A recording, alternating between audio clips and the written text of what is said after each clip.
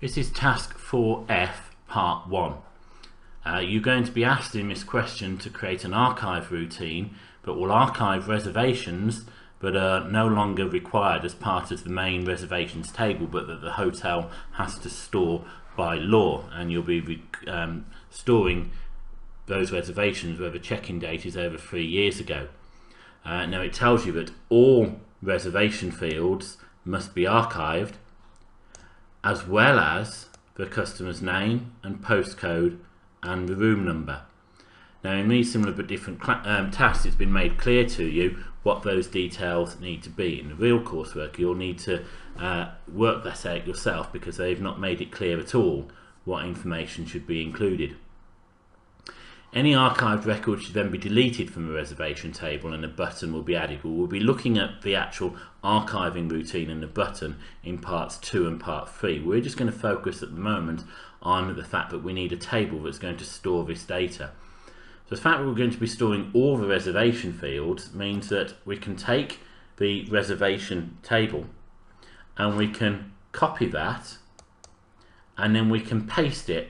And what we're going to do is we're going to paste the structure of it, and we'll call that table archive. You can call it reservation archive, it doesn't really matter. And what that will do now is that will create a new table. It looks like reservation, but it's got the same structure. But we also need the fields for the visitor information. So that was forename, surname, postcode, and also the room number. And the data types need to match the data types that we're using in the other tables. So here, this can't be 255 characters, it's got to be the same as the room number, which was 3. The postcode, well, my postcode was set to 10, the surname was set to 20, and so was the forename. So we need to set that information up, and what we've now got is an archive table.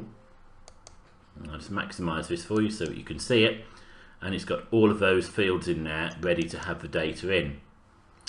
So in terms of the evidence that you asked for, you asked to show screenshot evidence of reservation and archive tables prior to the archive, so that's prior to running the routine, and again after the archive. So we can do some of this. We can do the prior to the archive at this point, and we can also show evidence of any data types used. So here's the evidence of the data types. Here's the archive table before the routine. Notice we clearly see it's empty. And that will be what we can do later. We can't show the archive table after the routine at the moment. And the reservation table before the routine. Now, when you do this, make sure that you include the blank row at the end, which would be for a new record. So it's absolutely clear that that is the end of all your records, and that there's not any extra ones that you decided just to clip off. So if you do that, then it's quite clear that there are those 40 records.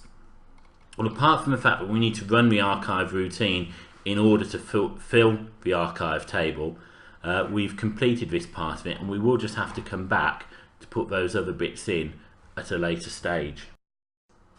Well, just for completeness, let's just have a look at what you would need to include. So down here we've got our table, we've got the archive table, the design view, and then the table before the routine. But then here we've got the table after routine showing the records that have been included. And then you've got the reservation table, which we looked at a moment ago.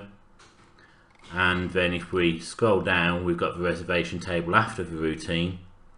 And what I've done to make it easier for the teacher to mark and the moderator to moderate, remember, happy teachers find marks and happy moderators agree with teachers, I've highlighted where the records have been removed from the reservation table so that it is clear and they can be found very quickly.